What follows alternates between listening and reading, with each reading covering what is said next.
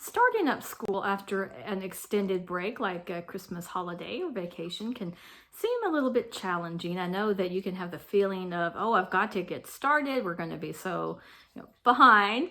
But my top tip for starting up again after the holidays is actually to intentionally slow things down. Take 2 days to do 1 day of what's in the instructor's guide so that you're not overwhelmed. You kind of get back in the groove a little bit slowly, and also of course be intentional as to what you do each of those half days. It might be tempting to do all of your favorite things on the first day, but then what does that leave you on the second day? The things that might not be the kids' favorite. So intentionally look at the different subjects and choose half of the things to do one day, half the things to do the next day, and just ease back into that schedule. My best tip for getting started after a long break, whether it's Christmas or spring break or whatever, is to clear out the clutter. It has been proven that people just do not operate as well in a messy environment. So it is important to calm the chaos that might be around you. So take a day if you're ready to start on Monday and your house is still a mess from all the Christmas stuff. Take that day to do some gathering of things, boxing it up, gathering it into one place, maybe even piling it into a corner, but just reduce the amount of visual clutter. That calming sensation will help you to start well. And then the second thing is to gather the materials that you're going to need. If you've taken a 2-week break, a 3 or 4-week break, you may not remember where you left off. So you need to find your materials, figure out what week on the instructor's guide you are, find the books that you're going to be starting back with, the history spine, the Bible, your read alouds, all those kinds of things. Gather all those things into one place. And again, organization will help you to have a smooth start. Welcome back. What I like to do at the beginning of a new year is start by meal prepping some healthy, nutritious, and easy meals for our first week back. Now, I'm not talking about like a New Year's resolution or a diet. What I mean is just eating healthy food, because I find that after the holidays where we've been going to Christmas parties or eating cookies and just a lot more junk, that I feel very run down, sluggish, tired, and like my mind is just not as sharp. And you definitely want your mind to be feeling sharp when you start back with a new school year. So by preparing some simple, healthy meals, your whole family is getting the nutrition they need. This also helps with children's behavior, if your kids have a tendency to be a little more hyper, as well as their sleep that they need. So when everybody's feeling good, it's going to be a lot easier to start learning. Also, that first week of school, I cut myself a lot of slack and give myself grace as far as deadlines or when things get done. I'm not looking at a daily schedule. I'm looking at my schedule for the whole week. So if we do 2 days worth on one day and half a day on another day, it doesn't really matter to me as long as I'm done by the end of the week. So grace and nutrition will get you kicked off really well for the beginning of the year. Over any kind of break, isn't it fun to stay up late and play games and watch movies? Yes! But coming back to school, I think probably the thing that helps me most is to get my kids back in bed at a decent time. We all operate a whole lot better when we've had a good night's sleep.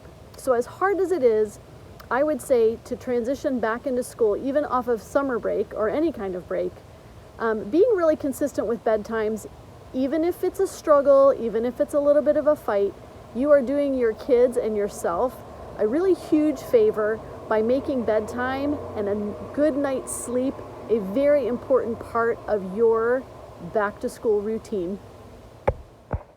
Hi, I'm Christy, and one of my top tips for starting a new semester is just to take a long view. Sit down and look at a calendar. I like to study the calendar and see what times of the semester are going to be particularly busy for us, and what's going to be going on in our household, what dates do we have coming up that I need to be aware of, looking through and seeing times that are going to be less busy. And then looking at our instructor guides, which are so well laid out for us that we don't feel like we have to do a lot of planning around here, but ahead of time. But just doing that quick look to over the semester and seeing with our scope and sequence in the back of the IG, sometimes in section 3, around there, maybe section 4. You can check your table of contents to see where that is. Get that scope and sequence and look at what's coming up. If there's a paper, for example, that's going to take several weeks in the upper grades, or maybe a project of some sort that you might look through in your schedule pages or your notes and see if there's anything like that coming up. Just kind of flip through and get a good overview, just skimming through the schedule just to see kind of how the semester flows, and if there's anything that we can match up with times when we're busy or less busy, then that's a great thing to do. In the younger grades also, we never started everything at once, and that's pretty common. I think a lot of people take a running start and do maybe 1 or 2 subjects per week, adding on to the schedule, something like that, until you get up to a full schedule. And that can help out to make the transition easier and less overwhelming. And so I hope everybody gets a great fresh start. Hi, I'm Jen, and my tip for getting back into the swing of the second half of the school year is to plan a field trip. So my Nathan and I came to the zoo today, and now there's birds on me, which is kind of weird, but I'm being brave. So if you plan things to look forward to, then it kind of takes the edge off of having to get back into the swing of school after the holidays. Hi ladies. So guess what? It's a new year. Woohoo! But we are in the middle of a school year. So how do you get started fresh? I had a couple things that I find that is great as a mom in order to get started for a new year and feel fresh and revitalized and ready to go. And it's just really, I'm a paper person as much as I do tech stuff, and I love computers and I like my phone and all the things, but I like having a planner. And so Sonlight, you know, has a planner. So I have the Sonlight planner. I would sit down with my kids. As they got older, I was able to sit down with them. As they were younger, I would just sit down and I would plan out. I would figure out where we were, because sometimes I stopped in week 18, but my math was on week 16, or maybe my science was on week 20, and just figure out what it would take to get done. How many of those, how many days a week do I need to do school in order to get done if I wanted to be done by the 1st of May? I'm going to make a schedule that is best for me. Speaking of the homeschool planner that Sonlight has, some of you guys had talked about the original one had tabs in it that were not laminated, just the tabs right here were. They did come out with new ones, so if you didn't know that, that would be something to get. They're reinforced, heavy duty. Just a little plug there. Something about having a clean desk, which I think last week was National Clean Your Desk Week. It makes for a great start of the year because it's not a pile of mess and all the things. But get some of your favorite pens, get a brand new pencil, and then whiteout. Whiteout is your friends, ladies. Whiteout is what's going to get you when things are not working out. If you need to just white it out because you are the person that needs to check that box to make sure things are done, and it says that you need to read that book and you just are overwhelmed, just white it out. It's your schedule. You're going to keep this IG. It's your record keeping. I'm not suggesting you do that with every book, but to skip a book here and there, if you need to for your sanity, then just do it. Get in the app and be part of the community. Be part of the crowd. There is more people out there looking to get started and just wanting help and knowing they're not the only one in that same boat. So find your community. We have great resources here at Sonlight. When we started back to school after our holiday break, one of the things I did to set myself up for success was to have myself organized. I spent the week before we started back to school getting myself together. That meant catching up on all of my household chores that I'd maybe let go during the holidays, making sure the laundry was caught up, and having a nice, easy meal plan for the first week of school. I used the crock pot, I used freezer meals, and we even ate soup and sandwiches. That just made that one part of the day go easier. And I didn't just plan dinner. I also had to have a plan for breakfast and lunch. So maybe I made some muffins or froze some waffles, something to get the day started. And then I had a plan for lunch. There is nothing worse than everybody being hungry at 11:30. School stops, life stops until everyone gets to eat. So I also planned some lunches. So that's my best tip for getting back into the routine of school, is to make it easy on yourself and have a good meal plan.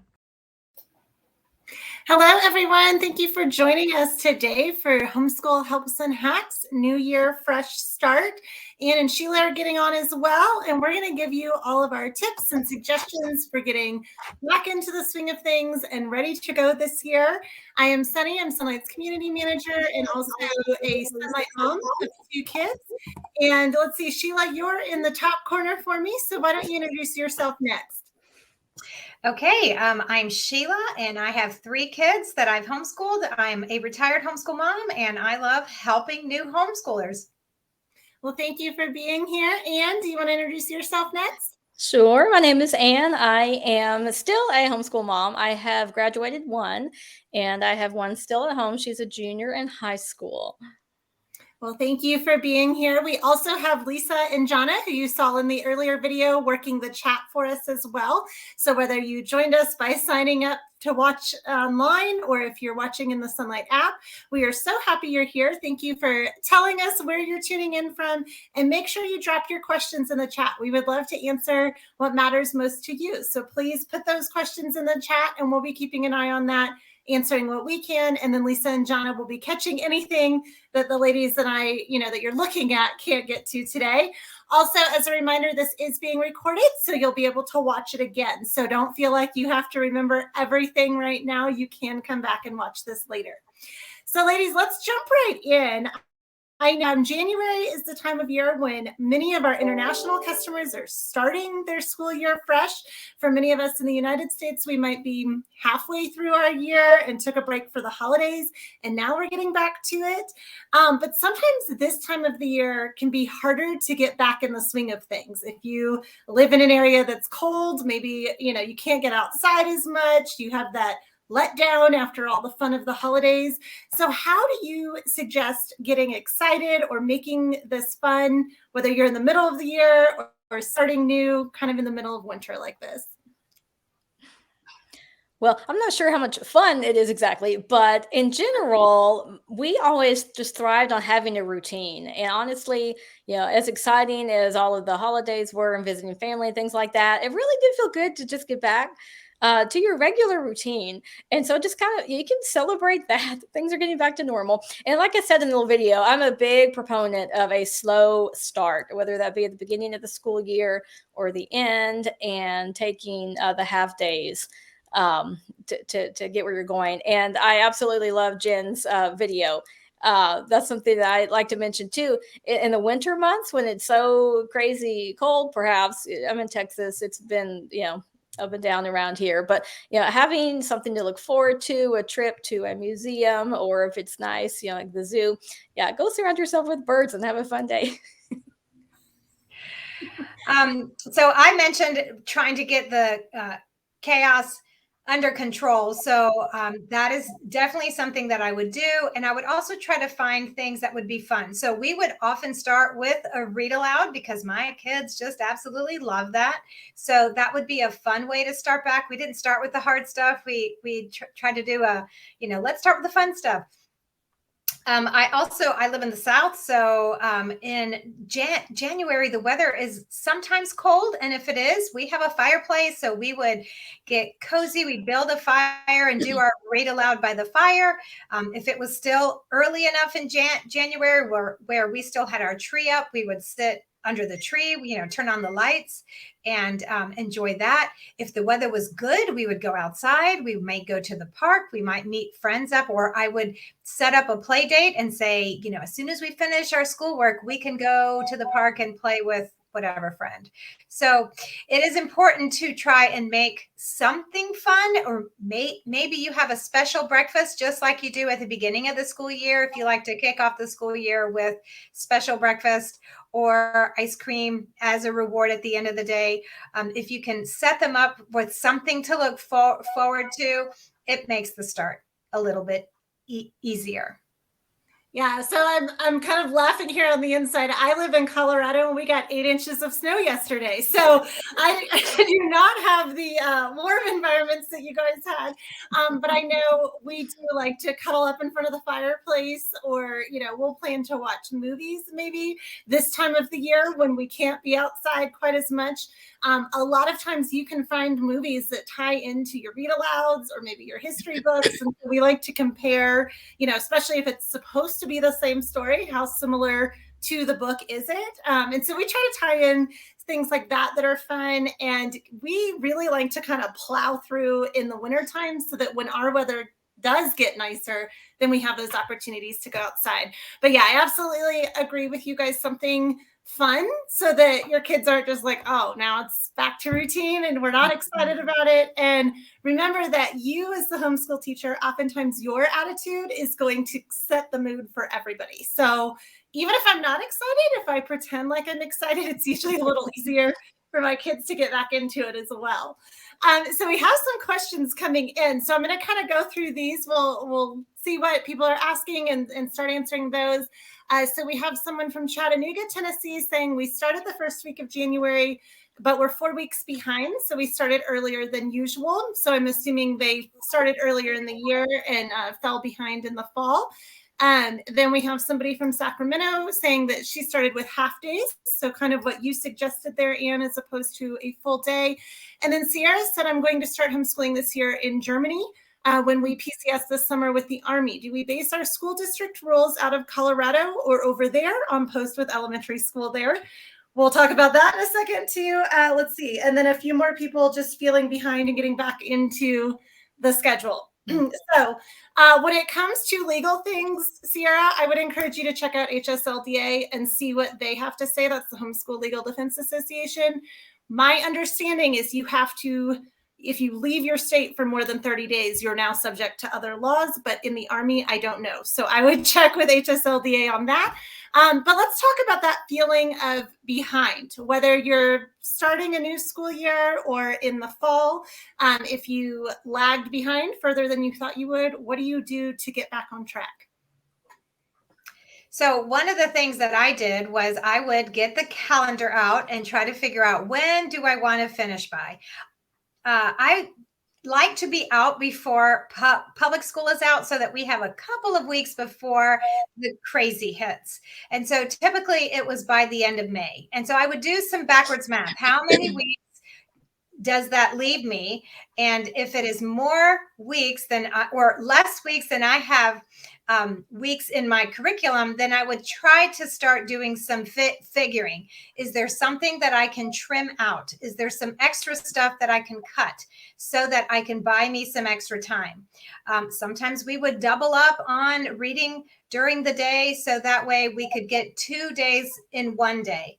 Sometimes I would cut out a read aloud or a reader, or sometimes even a history book, not the history spine, but sometimes there are supplemental history things that I can kind of glance at and determine whether I didn't want to skip it or if it was something that we could just cover quickly and move on. Maybe it didn't take a full week to cover.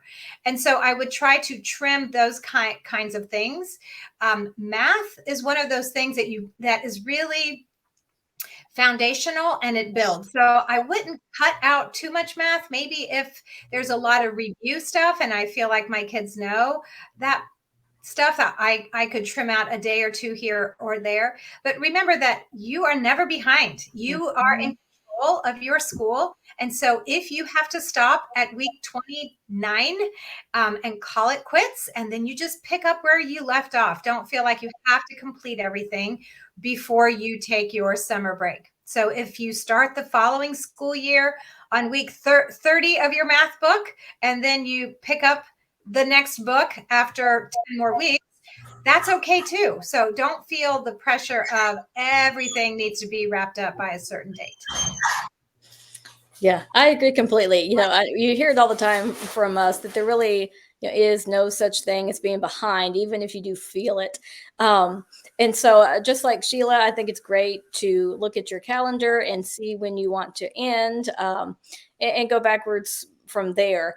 And also I agree that the math is kind of the trickiest thing. It's super hard. You can't cut out a whole math chapter most likely, but thinking about it, let's say that you finish your history and your science and all that, but you still have math. Well, that's totally okay. In fact, I think that's really not so bad to just kind of keep doing math, even year round if you need to. And then they don't end up with that summer slide, forgetting things and things like that.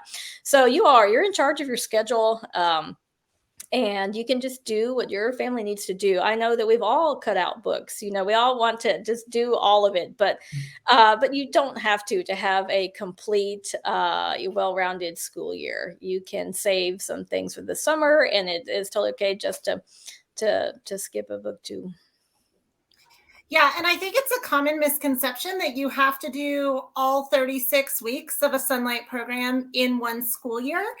This is something I know it was kind of like imaginary pressure that I put on myself when I started homeschooling, and I thought, oh, okay, I have to do this level all this year. Well, what I discovered after being part of the Sonlight community a little bit longer is some people stretch out programs over a year and a half, 2 years. And so like what Sheila said about, if you only make it to week 29 this year, that's totally fine. Stop right there and pick up where you left off. Personally, I try not to cut out stuff. I would rather slow down and still get to it than cut things out. And so I'm intentionally this year stretching level D for my youngest over a year and a half. So don't feel like you shouldn't do that, or that it's not going to work, or your child's going to be behind. If you've done Sonlight for any length of time, you know how rigorous it is. And I learn things in every single level. So your child will still be learning, but yeah, it doesn't really matter when in the year they're doing what, especially when you homeschool, unless you are trying to stay on your local school schedule for sports or some reason like that. It really doesn't matter. You can do your schoolwork on whatever pace you want. We do have a question from Megan. She's asking about tips for streamlining your schedule in your day. She said, I love Sonlight, but I don't do well just going straight down the day and checking the box. Do you have any tips if I'm on different days or weeks in every subject and I find myself confused each day with where I should be? This can be discouraging. So what do you all think about that? Well, I think it is really common to be in different places on different things. And so, yeah, I just want to say, first of all, that's, there's nothing wrong with that at all. But you're right, it can be kind of hard to deal with. And I have never gone just straight down, the column. You can come up with a system that works for you. Typically, people, I think, try to find out what subjects work best at what time, like math, right after breakfast when you're fresh, and then read alouds after lunch when you're ready to kind of lay around a little bit. And so I would say look at those different boxes and group them together and figure out what part of the day they work best in. And then that will become part of your routine that you do daily. So no matter what IG page you're on with different things, you'll be doing that subject around that particular time, and that can help you find a routine.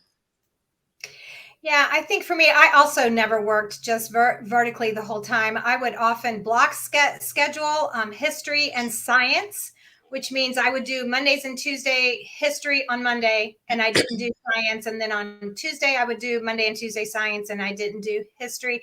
I just found it was a lot less finding the book and finding the page and closing of things. And, it was just a lot less messy.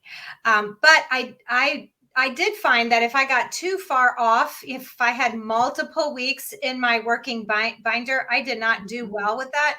So if I found that I got myself, I kind of painted myself into a corner, I would typically see where am I the most behind at and try and double up some of those assignments and skipping some of the things that we were ahead on.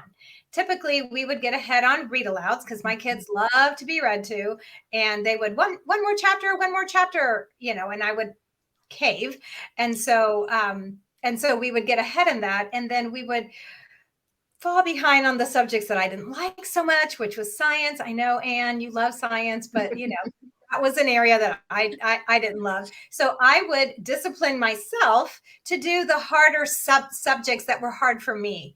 And I might get a little bit more caught up. So instead of having a 3-week gap, I would only have a few days gap. And so once I got a little bit more caught up, then I would go back to my regularly scheduled schedule. Yeah, and I agree with that. I know some people really like to move forward in certain subjects and they'll be on all different weeks.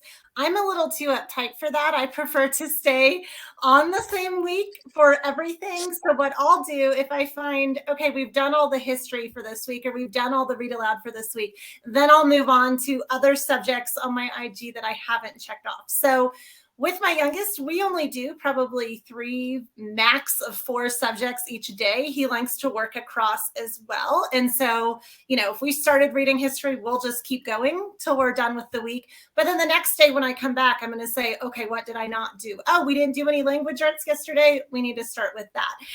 And so that's really what I do so that I don't end up maybe on week 20 in one subject, week 14 in another. I think math, sometimes it's a little easier to push ahead because a lot of times your kids can do their assignment independently. Just don't let them go so far that you're not grading stuff. I've had that happen too. So make sure you're still checking in with the kids and grading things and making sure that they're understanding it. Because if they learn something wrong the first time, then you have to undo all of that. But yeah, go ahead. And actually with math, that's one of those things that it's okay if you need to slow down because it is a skill-based subject. You need to have this skill before you move on to this other skill. Then it's okay to slow that down if they are struggling with learning the material. So, and I think the same when they're learning to read too. Doing a little bit of reading every day is oftentimes better than trying to have them read everything on Monday and then you go a whole week because kids that are still learning that stuff, it can be very challenging for them. And were you about to say something? Did I cut you off? Yeah, something that some people have done, since we're talking about different ways to do your scheduling. There's something called what people call a loop schedule, where you may have certain things you want to do every day. Let's say math needs to be done every day. And let's say you're me and you love science. So we're going to do science every day. But then all the other subjects, you just go through them, and wherever you stop, you just do the next day. So if you do math and science every day, and then you pick up your language arts and your history reading and whatever else you may be doing, and then it comes time to cook dinner, or it comes time to go to the baseball practice and things like that. You just stop. And then the next day you do your math and science, which is every day. And then you just pick up where you left off in the other. And that works real well for a lot of people that do have set times where I know we haven't done everything today, but we have to stop. We've got T-ball, and it really works well to do that, because then you never completely skip anything. You just get to it the next day. So you don't get, far behind in any one thing. Yeah, and that's a great point too that made me think. I know we tell people when they're starting out, like, be flexible, find the schedule that works for you. And that feels very overwhelming, I think, early on. So I know, Sheila, you've already graduated your kids, and you've graduated one of yours, but can you kind of give us the breakdown of what your daily schedule looked like? What time of day you're doing school? How much is you teaching versus your children being independent? I would love to hear those ideas, and then I'll share mine, which is going to be mind-blowing for a lot of you because I do not do the normal homeschool schedule. But let's talk about that, because I would love for people that are new and considering this to see how it's going to work for them. So yeah, I do want to point out that whatever your schedule is, it's going to change. Especially from year to year, and even from semester to semester, if your kids are in different sports or things, it's just going to change, and you're just going to have to figure things out, every now and then, every few months, you kind of reevaluate. That is completely normal, and it happens. But for us, I've always done 2 levels of Sonlight with my 2 kids, and so I just took turns with them. I had a nice, talk about being organized. I had a system with these bins with little drawers you could pull out from IKEA, and it was great. So I would put all the books that they had to do for each day in the bins, and their job, when it was their turn to work with me, they had to pick a table subject and a couch subject and do those 2 with me. And then they got a break, and I got to go do, something that did not involve me. And then it would be the other child's turn. And that just worked really well for us as a routine. And so we typically did we did not do a loop schedule. We pretty much got everything done in that day. It was a real visual thing, having those bins. They saw, this is what I have to do before I can have my screen time or whatever, whatever else, other things you might limit when school has not been done yet. And that worked real well for us, taking turns and having them choose what they wanted to work with me. So if they didn't feel like doing such and such at that time, maybe it's too close to lunch, and they can't be writing a story or something, when they're hungry. So they would save that for afterwards. So giving them those choices really did help give them some responsibility to get the things done.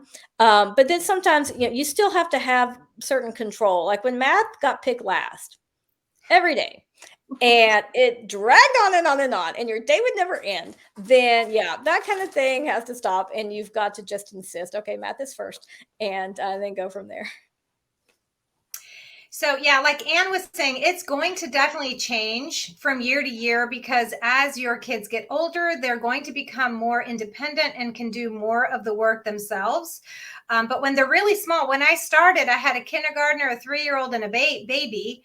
And then the next year I had a first grader, a 4-year-old, and a 1-year-old. And, so as they got older, eventually they became more independent. But the first 2, 3, 4 years, it was pretty intense because they all needed mom. No one could read. They couldn't read their directions and work independently. And so, yeah, it's a juggle. So we would alternate. What I did teach to the oldest. And so I picked one level of HBL and science, and I taught those together. And then each child had their own level of math, readers, language arts, and handwriting. And so when it was table time, we all did math at the same time, even though they had 3 different level maths. So I would get one going and then explain, here's what you're doing, blah, blah, blah. And then move to the next child. They would turn to the page that they were supposed to be on. And I just bopped around the table, making sure that kids were on task and they didn't have any questions. They were doing what they were supposed to do, and just hovering while they did their work. So I found that if I stepped away for any reason at all, I would lose them. So those early years are intense time because you need to be present. And then we would alternate table time with couch time. I would save read aloud for bedtime. So it wasn't a part of our day. Sometimes Dad would read the read aloud. Sometimes I would read the read aloud, but he would want to listen. There were times where I'm just like, they're all yours, baby. And I am taking a bath, So as they got older, then my day got longer in some ways because I had different types of kids. So Timothy, my middle child, would wake up at 6:30 in the morning, ready to do math, because he knew that as soon as he was done with school, he could go play. And my youngest one is a night owl. She is now a night nurse. So I saw this very early on in her, in her personality, but she would sleep in till like 10 o'clock. And I was okay with that because I'm working with the other 2. And then when she would get up, then I would give her my attention, and then the boys would be wrapping up their stuff, and I could work with her. And so, but that didn't happen for a while. So, every year it was different. And as they became more and more independent, once they hit high school, they were almost completely on their own. And then I could really focus on the youngest one. Mm-hmm. Yeah. And so my situation, in more than a decade of homeschooling, I have never, ever homeschooled in the morning. So I know everybody has this idea that, we need to get up early and we need to be done at lunchtime. Well, night owl here, that does not work well for my personality. I'm fortunate that my kids are also night owls. So like Sheila mentioned, her daughter sleeping in. My 13-year-old would sleep till 2 in the afternoon if you let her. We do make her get up a little bit before that, but we have found that try as we may to homeschool in the morning, that just does not work for us. I worked nights for many years, and so I would come home and sleep, and then we would do school later in the day. And as my kids have gotten older and they like to sleep in later, that gets pushed further and further. Also, because I work, we don't even start school till I'm done with my work day. So don't feel like you have to, Monday to Friday, 9 to noon, those are my school hours, because it really can be anything during the week. Our typical schedule is Monday through Thursday evening. I'm doing school with my kids, no more than about 2.5 to 3 hours per day. And whatever we don't get to during the week, we pick up on Saturday or Sunday afternoon. So that's how we do it. Like I said, no more than 2.5 to 3 hours a day, because I work all day. The kids do their independent work earlier in the day, and then they have their free time in the afternoon once they're done, because we do school up until they go to bed. So their free time is happening afternoon instead of at the end of our school day. So truly, when we say work it around your schedule, what you can do that. Sheila, I love how you mentioned, you may have one child that wants to get up early. Let them get their stuff done early. But if you have later night owl kids, let them work at night. My daughter often goes to bed with one of her books and reads it before she falls asleep at night. So you can work with your kids and figure out what's going to work. But yeah, definitely you have all the flexibility that way. And I just, by Sunday evening, I want to make sure we've done the whole week, in the instructor's guide before we move on to the next week. But I don't care if it took us 3 days, if it took us 6 days, it really does not matter. So, you as the person homeschooling gets to make that decision about what's going to work best for your house. Now let's talk about planning for next year. I know when you get about halfway through the year, or when you see that Sonlight's about to announce their new products and things like that, you want to start planning for your next year, but you still have a lot going on this year. So what would you say, you can allow yourself to start planning, and what are some things that maybe you need to wait till you're closer to being done with this year before you make that plan? Yeah, I do think this is a time you do think about what is coming ahead. And Sunlight typically has a really big sale in March. I don't know officially if it's happening this year or not, but you can watch the website to see. And that is a big sale before the new catalog comes out. So this really is a time to start thinking. So a good thing to do is look at your current catalog to see what level HBL you want to do next, and read about it. And then when the new catalog comes out, and Sunlight will release a digital copy, before the print one comes out. So be on the lookout for that. So you will be able to decide if you want to wait for the new, if there's any updates, or take advantage of the sale. So keep that in mind when you're thinking about planning ahead for next year. Yeah, I typically started to think about the next year around March, because spring break was around then and the weather was getting nice, and we were kind of ready to be done with the level we were on, just because, the new and the shiny and the new books and things like that. Also, I know a lot of people will use their tax return to help pay for their next year's curriculum. And so that's around April. So around March, you start thinking about it. Typically you would just, it's like a staircase. If you start with K, then you're going to do A, and then you're going to do B, and then you're going to do C. So that's your typical progression, but that may not work for you. It may be that this year you started with one child just to kind of see if you could homeschool, but now your other child wants to come home. That child sees, hey, it's pretty cool to not have to catch the bus at 6 a.m. and be at school until 2, and you can be in your pajamas and you can read great books. And so maybe you have another child who went to school this year, and so now you need to figure out, am I going to do 2 separate levels? Am I going to combine? Is there, 1 or 2 or 3 subjects that we can do together? So it may be that you will go ahead or you will go back, depending on what you're doing this coming year. So if you find yourself in that kind of situation where it's not just obvious, I'm just going to do the next level, B follows A, C follows B, that kind of thing, then we do have advisors who are happy to talk through your situation with you, and they will look at not just what's going to work for this year, because a lot of people get a little bit caught up with, what am I going to do this year? But then they kind of paint themselves into a corner and they're like, oh, if I would have done this, then next year I would have done this and then this and then this. So the advisor takes a little bit of a longer view and can look ahead and say, okay, if you have a 4-year-old and a 6-year-old this year, you may not want to start with B, because then, your younger child will always be a little bit behind that age span. So what if you started with this, and then the following year that'll lead you to this, and the following year after that it'll lead you to that.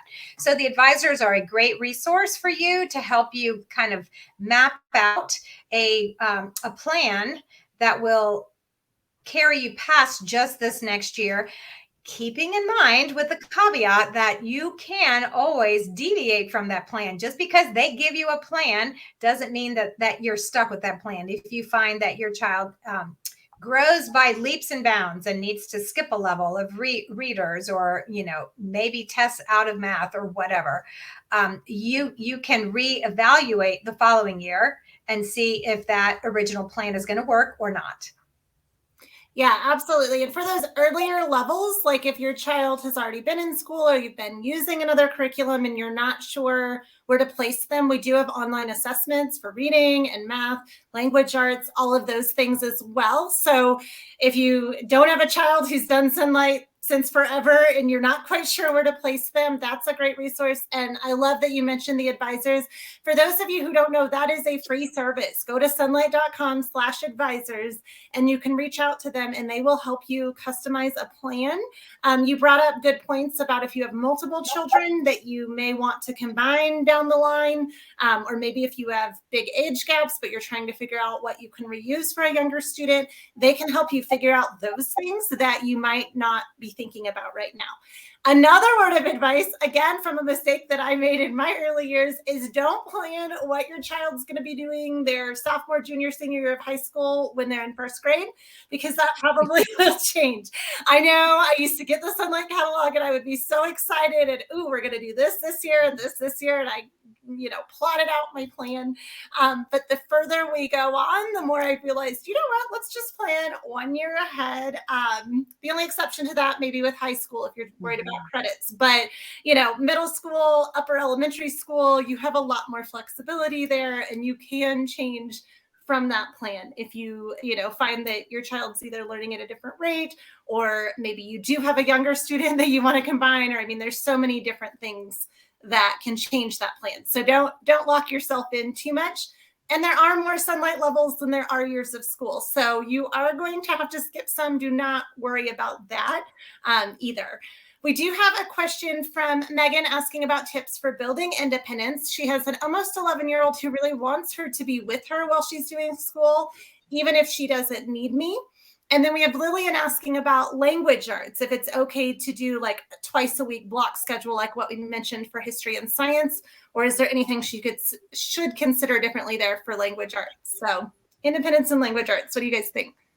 Okay. Independence, I know from personal experience, just depends so much on the individual child. My oldest became independent.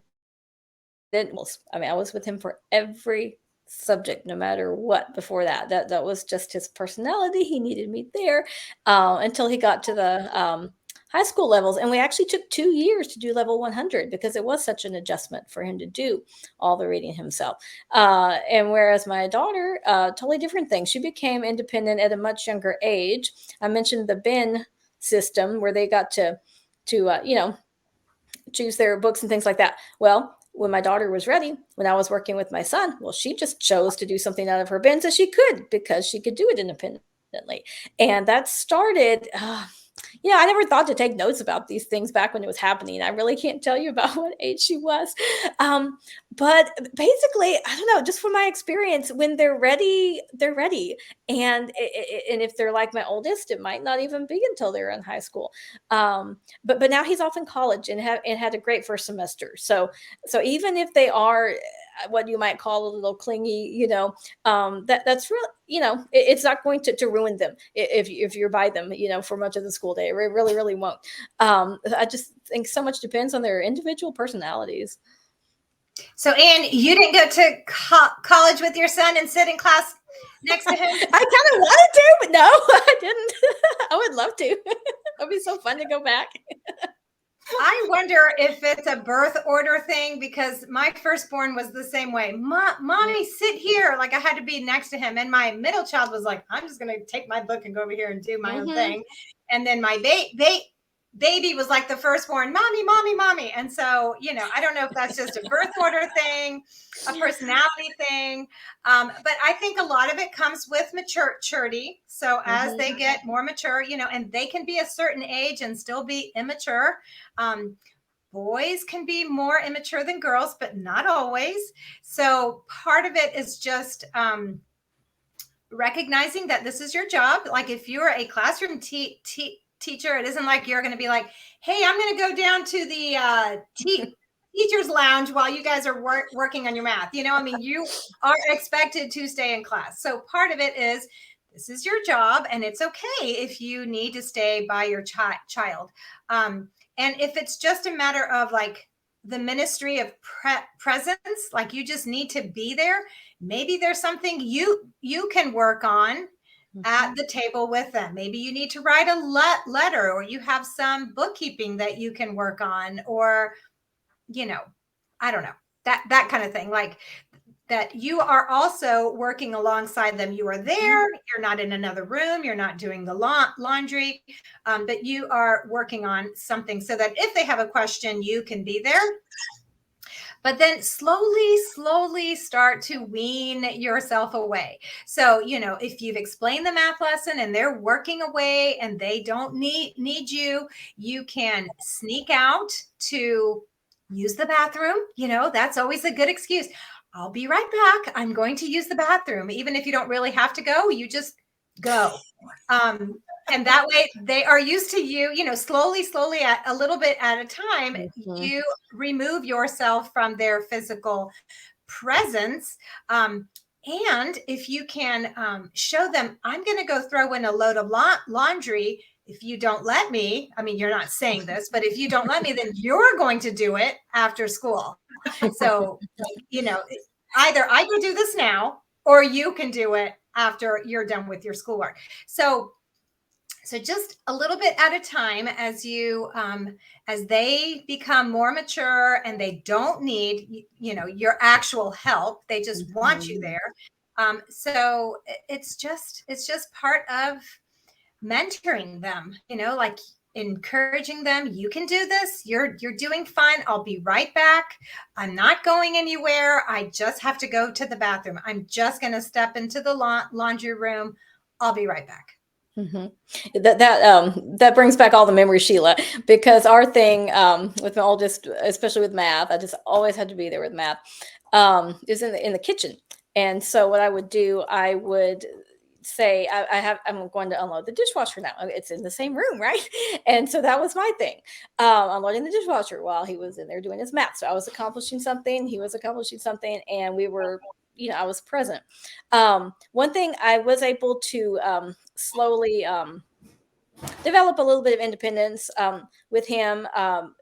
Sonlight is not very test heavy, which I absolutely love, but it's kind of a whole different topic. But in math there are tests, and so when I explained, so he would understand the point of this page is so that I can know what you can do by yourself. So when we hit this part, this is completely by yourself. And so he did gradually get used to that idea. And it ended up, like I said, he's in college now. He's doing just fine. So you do just have to trust the process sometimes. But using subjects that have tests can help you kind of get some of that independence going a little bit. Yeah, and I agree with you. A lot of it's personality, birth order, gender. It's a training process. I had the opposite that you guys had. My oldest was I can do it. As soon as she could read, she's like, but she's a girl. Yes. And that might be it. Yeah. She was like, I don't even want you reading aloud to me. I want to do this myself, And so it is funny though, because I said, okay, if you want to read some of your read alouds, once she was a fluent reader, I did let her do that. but she came around by level H and was like, oh, I miss you reading to me. So we went back to me getting to read aloud to her. But then my son, my baby, he's 5 years younger. He is a total mama's boy at this point, and he wants to sit by me. And when he's doing math, he'll be like, is 6 times 7 42? And he just wants to hear that confirmation that I have the right answer. He's a little more detail oriented that way, and he struggles to keep going unless he knows he made the right answer there. So I have a nice big desk in here, and if I'm not doing something where he can't be in the room, I do let him sit next to me while I work, or like you ladies said, get up and unload the dishwasher while your child's maybe at the dining room table, go to the bathroom, start small with those little things. And then eventually you can work up to, okay, I'm going to go make lunch now, read your book, and then we'll talk about it when you're done. Like, talking about their readers at this point. And just gradually hand off one subject at a time. I would never say, okay, you're on your own, and then hand them everything, but one subject at a time, right? The handwriting page, a math lesson, little things like that, until they get to a point where they can do everything on their own. We have a question from Shermine saying she's currently pregnant and plans to homeschool in the future. How do you prepare for this? We also have a family who got COVID and got majorly derailed. So what about these things that could happen in the future, or maybe some unusual situation that you don't know what to plan for, or you don't anticipate happening? How do you kind of plan around that, or how should you look at your current situation and what's going on? So this could be like a death in the family, an illness, 3 or 4 years from now. How do you plan for those things? Okay, well, first I'm going to go back to the language arts question, because we didn't about language arts. Answer that. I'll answer that question first. Yes. So language arts is another one of those skill-based subjects that really needs to be done incrementally. There are some things you can combine. For example, day one is typically either a copy work or a dictation, depending on the age. So you do that on day one. And if your child is not exhausted by then, some kids just, that's very tiring. If they're not worn out and you can keep going, or you take a break and you want to come back to it, you could do the day two, which is the mechanics practice.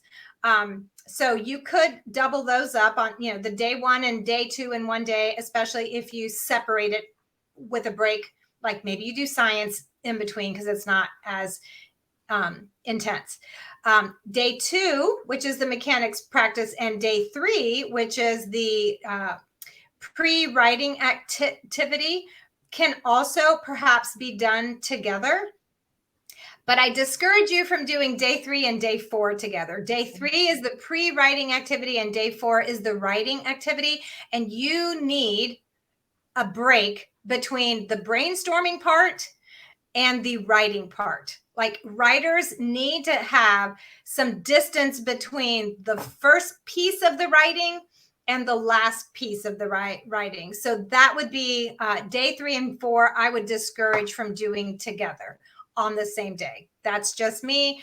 I know even when I write an email, I will write it and I will go back and reread it and make sure, and I'll read it out loud and make sure it makes sense and I didn't misspell anything and autocorrect wrote the wrong thing. And,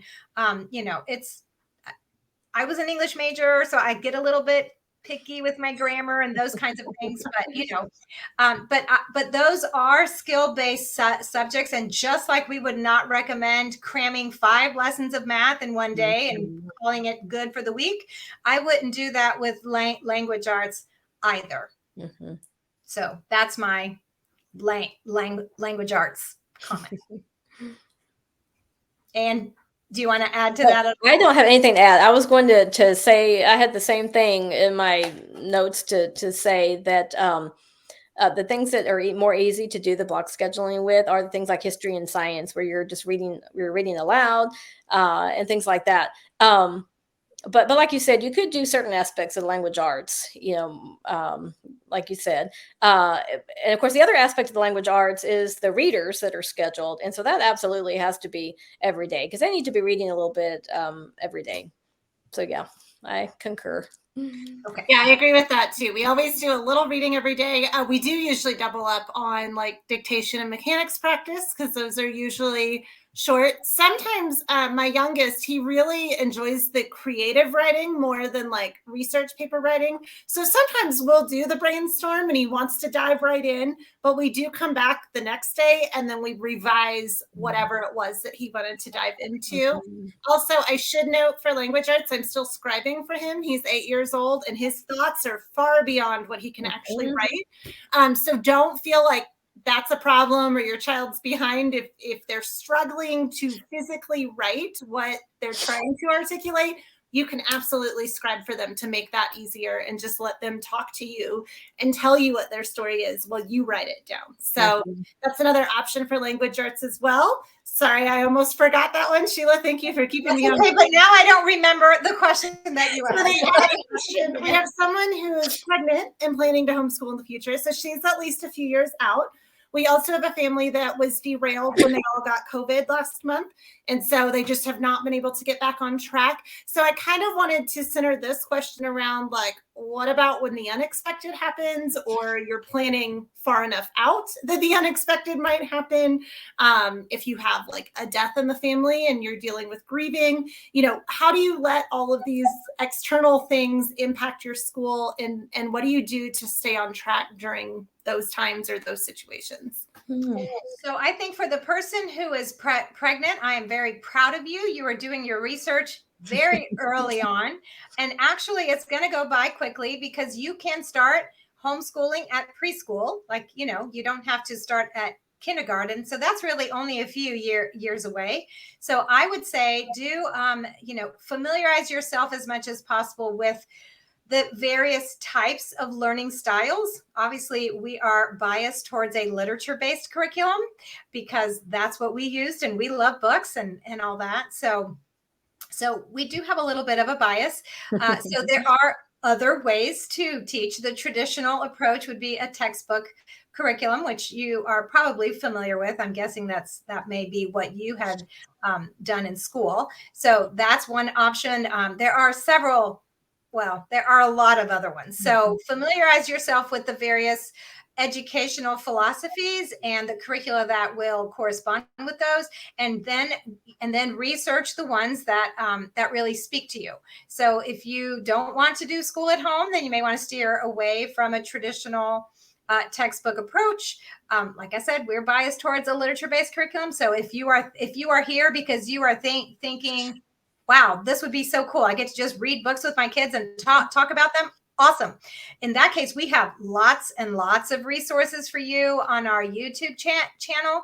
We record these videos every month and we have lives that we do, the mentors do in the apps, in the app. And so there is a lot of resources. There are a lot of resources out there for you. If you just wanted to put on a video while you're cooking dinner and just start to absorb the information. And then preschool with Sonlight starts around age 3. So up until that time, I would just encourage you to read aloud to your child. I read to my kids when they were in utero. Like that's just how passionate I was about reading aloud to my kids. So that would be my recommendation for the gal who is pregnant and is thinking about you may want to homeschool. Yeah, and I'll jump into the other side of the question about when things unexpected come up. You get sick, or you're dealing with any sort of unexpected thing that happens in your family, because it is bound to happen. It happened to me. My kids were in 7th and 9th grade when I had to deal with the death in the family, and so it puts you all off track on your schedule completely. But that's totally okay. Honestly, the only time that really keeping on some sort of schedule really matters is if your child is a senior in high school and you've got to get these college deadlines. Okay. That's really it. If they're younger than that, you can completely take however much time you need to get over it. I know COVID knocks you down so hard. Take the time you need. School will always be there. So rest, Spend time together. Don't stress about it whatsoever. You just take the time you need. If something like what happened to me, I was gone for weekend after weekend after weekend. You're helping my dad move after my mom passed away, and so someone else is taking care of your kids, and so that happens sometimes too. If you still want to keep some sort of school routine in the midst of something like that, you've got your IG. It's open and go. You've checked off what you've done. Your spouse, another family member, a friend can just jump in and continue the read alouds or continue whatever, just to keep some semblance of a routine if you'd like to. So yeah, I know we're about to end our webinar. So yeah, but that's the thing. Take the time you need and rely on other people in those situations. I can't tell you how many people came alongside of us during those difficult times to help us get through all that. Rely on your community. Yeah, I mean that's the gift of not sending your child to school. Your child will not fall behind because you can just pause school and pick it up when you're ready. You know, if a month goes by because the pukey thing went through your whole family 3 times, like your child isn't behind because they're not in school. So it's okay. It's okay. Yeah, absolutely. Take the breaks when you need it. Cut yourself some slack. Like you guys said, you can always pick up when you're done. If you have questions specifically about high school, we recently did a homeschool helps and hacks on high school. So you can find that on YouTube or in the app, which will help you out with anything like that you're looking at. We are running low on time. So if we did not get to your question, please, drop that in the comments, or when we share the repost of this video, put it in the comments. We would love to answer those. I do have some announcements before we go, though, of all the things that are coming up here at Sonlight. We have a lot. So Sheila and Ann, thank you for speaking today, and Lisa and Jonna for covering the chat for us.